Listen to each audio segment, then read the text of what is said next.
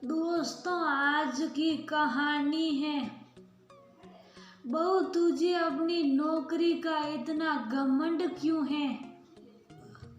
दोस्तों, कहानी शुरू करने से पहले अगर आपने चैनल को सब्सक्राइब नहीं किया हो तो कर लीजिए ताकि आपके पास पहुंच सके हर नया वीडियो। आज दिया ऑफिस से आते समय अपने लिए कुछ कपड़े ले आई थी, जिसको देख उसकी सासू माँ चिढ़ गई थी। उनको अच्छा नहीं लगता दिया का यूं शॉपिंग करना। लो फिर एक नई साड़ी, लगता है पूरी तनख्वाह कपड़ों पर ही खर्च करती हो। अलमारियां ठूस ठूस कर भरी हुई है, लेकिन मन नहीं भरता है। वैसे कितनी तनख्वाह मिलती है तुम्हें बहू? निधि से ज्यादा मिलती है या कम? ऑफिस जाने के लिए निकल ही रही थी, दिया को टोका। सासू माँ ने दिया गुस्सा तो ऐसा आया कि करारा जवाब दे, लेकिन बड़ी है और एक सुबह सुबह अपना भी मूड खराब नहीं करना चाहती, इसलिए स्कूटर की चाबी उठाई और चल दी। दिया देखा घमंड तो इतना है कि जवाब तक नहीं देती। उधर मेरी बेटी है सादगी और विवेकशीलता का दूसरा नाम, इतने बड़े पद पर है लेकिन गिनती की साड़ियाँ रखती है। बड़बड़ाती हुई लहसुन छीलने लगी सासू माँ और बेटा भी नहाने चला गया। उनकी बात को अनसुना कर ये लता देवी है जो अपने बेटे करण और बहू दिया के साथ रहती है। एक बेटा और एक बेटी और हैं इनके, जो इसी शहर में रहते हैं और आते जाते रहते हैं, जैसा कि ज्यादातर घरों में होता है। जिसके साथ रहते हैं उससे कभी संतुष्ट नहीं होते वृद्ध लोग। लता जी उनमें से ही एक रहती दिया के साथ है, लेकिन अच्छी लगती है। दूसरी बहू और बेटी निधि, दिया एक प्राइवेट कंपनी में नौकरी करती हैं।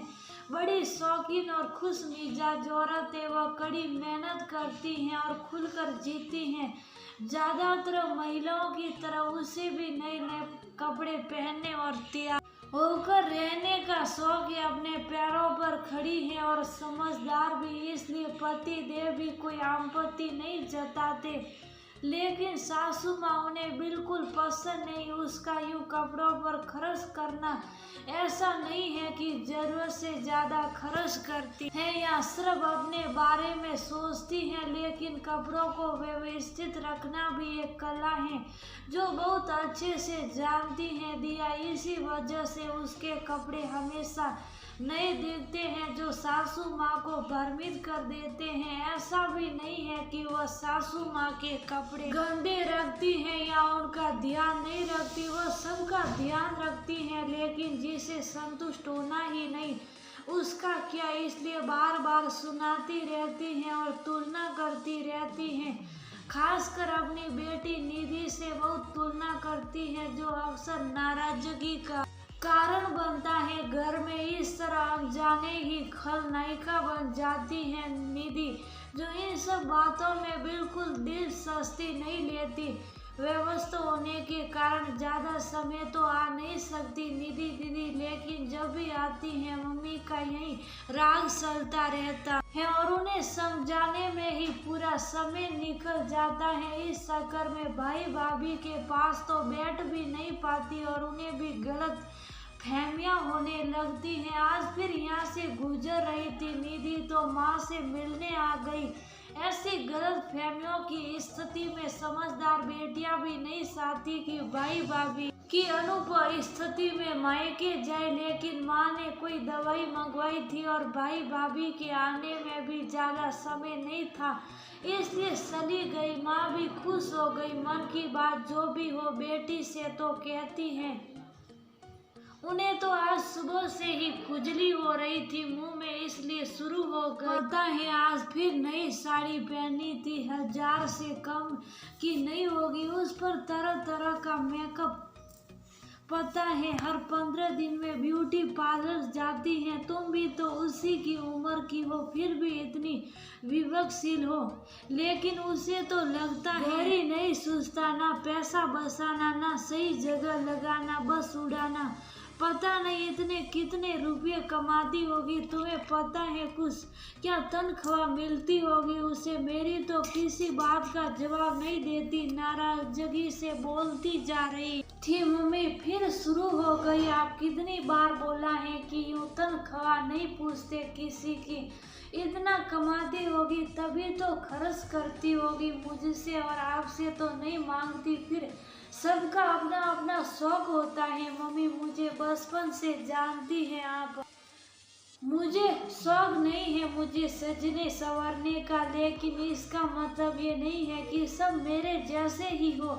उल्टा मैं अलग हूँ नॉर्मल औरतों से। जिस तरह आप अपनी बहू को सुनाती हो कि खर्च करती रहती हैं और नखरे करती हैं, उस तरह मुझे ये कहते हैं कि कंजूस है। पर क्या करूँ, ना पसंद है ना आदत, इसलिए बोलने देती हूँ। निधि ने जवाब दिया, अरे शौक पूरे करने से कौन मना करता है, लेकिन बसत भी तो कोई चीज है।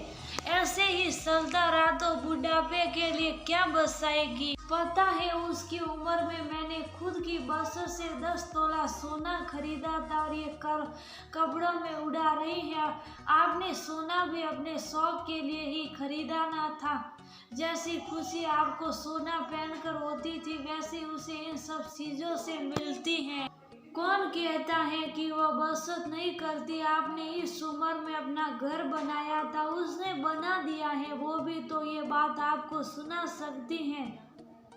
लेकिन ये उसकी समझदारी ही है कि आपकी इज्जत करती हैं, फिर जबरदस्ती क्यों बेइज्जत होना। शादी है, आप दुनिया देखी नहीं कैसे कैसे बेटे और बहुएं होती हैं। आपको अच्छे मिले हैं तो आराम से रहिए ना, और उनको भी रहने दीजिए। निधि समझा ही रही थी कि अरे दीदी आप कब आई, दरवाजा खोलकर अंदर आ गई। दिया अभी ही आई, आज इस तरफ ही आई थी। तो निधि ने बताया, अच्छा शायद लोगी ना, शाम का खाना यही बना रही हूँ, खाकर जाना।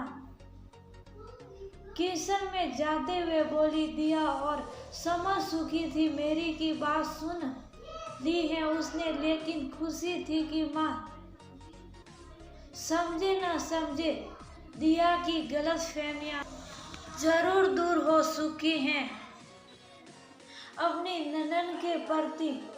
और दिया बहुत खुश भी थी कि उसकी ननन बहुत अच्छी है। वो माँ को भ्रमित नहीं करती, बल्कि वो माँ को तो समझाती है। दिया की ननन की तरफ से जो शिकायत थी वह दूर भी हो गई।